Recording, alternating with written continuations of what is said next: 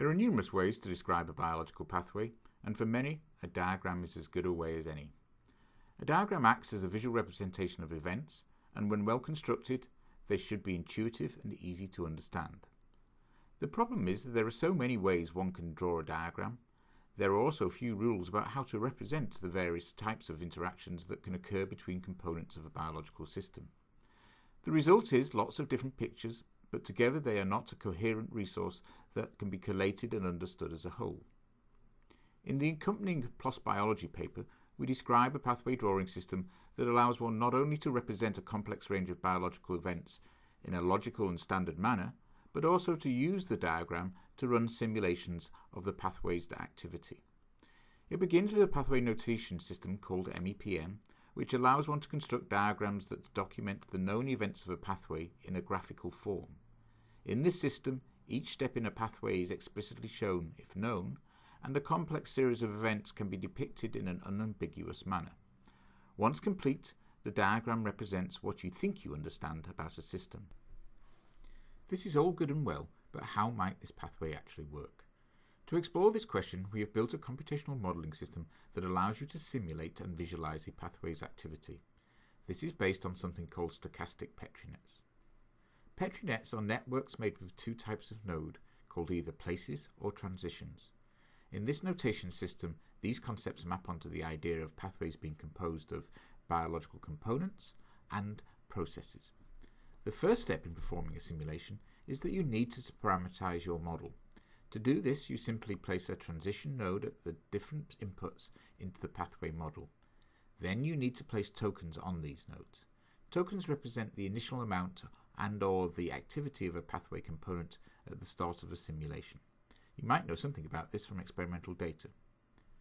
Tokens move from one component to another when a transition node is fired.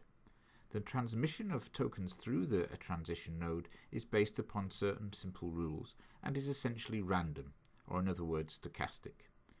During a simulation, tokens will move down the pathway and represent the activity status of a given component at a fixed point in time. When you load a pathway into a tool called BioLayout Express, it will ask you, would you like to run a simulation? On answering yes, you can set the parameters for the simulation, in particular the number of runs and time blocks. The more runs you perform, the less variable the answer, and the number of time blocks control the length of the simulation. Calculation of the results of a simulation usually takes only seconds, even for relatively big pathway models. You are now ready to examine the results of a simulation. You can place your cursor over a given component and it will reveal a graph of its activity during the simulation. Alternatively, you can select a number of nodes and view their activity and name within the class viewer. Finally, and most importantly, you can visualize flow using an advanced visualization engine. Once you get the hang of this modelling system, there are a few limits to the size and complexity of the models you can create. This is a model of the influenza A life cycle within a human macrophage. It was created over a 4-month period by a postdoctoral biologist with no experience of modelling prior to its assembly. She read the literature, examined other diagrams, and gradually encapsulated this knowledge into the model. She then parameterized it based on known timings of events and what other facts about the dynamics of infection she could glean from the literature. Initially, she focused on the virus life cycle and then built into it the host defense systems known to be present within a macrophage. We have been using this model to better understand the complex interplay between host and pathogen, and it has been helping us better design our experiments.